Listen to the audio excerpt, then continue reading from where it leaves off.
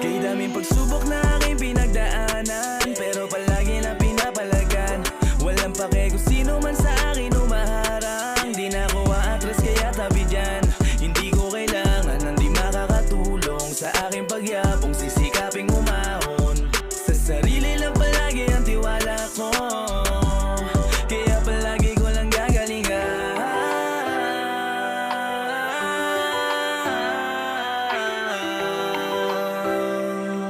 Yeah. So I do it repeatedly. This is for my family. Palagla ng palagi, ilang beses man na magkamali. Kontento na ako kung ano mang meron ngayon, hanggang magbunga ang mga sinakripisyo noon. I'm